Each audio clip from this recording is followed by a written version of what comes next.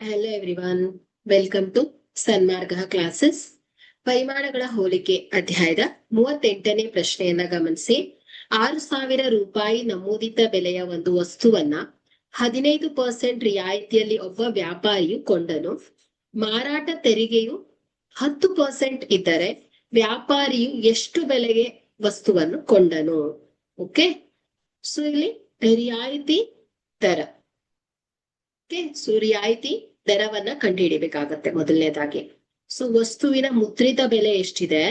So ವಸ್ತುವಿನ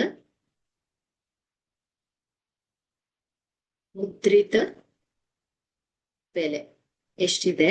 6,000 ರೂಪಾಯಿ ಅಲ್ವಾ? ಸೊ ರಿಯಾಯಿತಿ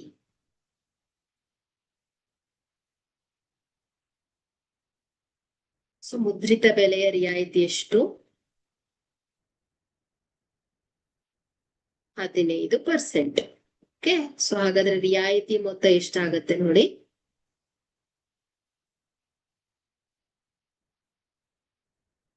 6,000 ರೂಪಾಯಿಗೆ ಎಷ್ಟು ರಿಯಾಯಿತಿ ಕೊಟ್ಟಿದ್ದಾರೆ ಅವರು? 15%. ಓಕೆ, ಸೊ 0 ಕ್ಯಾನ್ಸಲ್ ಆಗುತ್ತೆ. ಸೊ ಈಸ್ ಈಕ್ವಲ್ ಟು 15 90 ಅಂದ್ರೆ 900 ರೂಪಾಯಿ ಸಿಕ್ಕದಂಗ ಆಯ್ತು. ಓಕೆ, ಸೊ 900 ರೂಪಾಯಿ ಕಡಿತಾ ಆಯ್ತು. ಸೊ ಹಾಗಾದ್ರೆ ಇಲ್ಲಿ ರಿಯಾಯಿತಿಯ ನಂತರದ ಬೆಲೆ ಎಷ್ಟಾಗತ್ತೆ? ರಿಯಾಯಿತಿ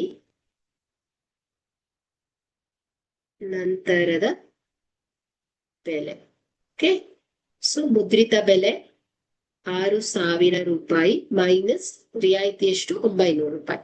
ಸೊ ಈಸ್ ಈಕ್ವಲ್ ಟು ಎಷ್ಟಾಯ್ತು? 5,100 ರೂಪಾಯಿ ಆಗತ್ತೆ ಅಲ್ವಾ ಸಿಕ್ಕಿರೋದು. ಸೊ ಈಗ ನಾವು ಮಾರಾಟ ತೆರಿಗೆಯನ್ನ ನೋಡ್ಬೇಕಾಗತ್ತೆ. ಸೊ ಇಲ್ಲಿ ಮಾರಾಟ ತೆರಿಗೆ, ಸೊ ಈ ತೆರಿಗೆ ಏನ್ ಹೇಳಿ? ರಿಯಾಯಿತಿ ನಂತರದ ಬೆಲೆಯ ಮೇಲೆ ಅನ್ವಯ ಆಗತ್ತೆ ಅಲ್ವಾ? ಸೊ ಮಾರಾಟ ತೆರಿಗೆ ಏನ್ ಹೇಳಿ? ಸೊ ಮಾರಾಟ ತೆರಿಗೆ ಎಷ್ಟು? 5,100 ರೂಪಾಯಿರ 10% ಆಗತ್ತೆ. ಸೊ ಹಾಗಾದ್ರೆ ತೆರಿಗೆಯ ಮೊತ್ತವನ್ನ ಲೆಕ್ಕ ಹಾಕ್ಬೋದು ನಾವೀಗ. ತೆರಿಗೆಯ ಮೊತ್ತ ಇಸ್ ಈಕ್ವಲ್ ಟು 5,100 ರೂಪಾಯಿ ಇಂಟು 10% ಆಗತ್ತೆ. 0 ಕ್ಯಾನ್ಸಲ್ ಆಗತ್ತೆ. 0 ಕ್ಯಾನ್ಸಲ್ ಈಸ್ ಈಕ್ವಲ್ ಟು 510 ರೂಪಾಯಿ ಅಲ್ವಾ? ಸೊ ಹಾಗಾದ್ರೆ ಇಲ್ಲಿ ಒಟ್ಟು ಬೆಲೆ ಎಷ್ಟಾಯ್ತು ಆ ವಾಚ್ ಇಂದು? ಒಟ್ಟು ಬೆಲೆ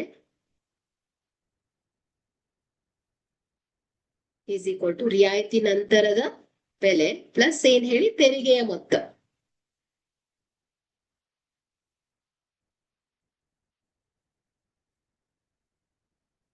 ಪ್ಲಸ್ ತೆರಿಗೆಯ ಮೊತ್ತ.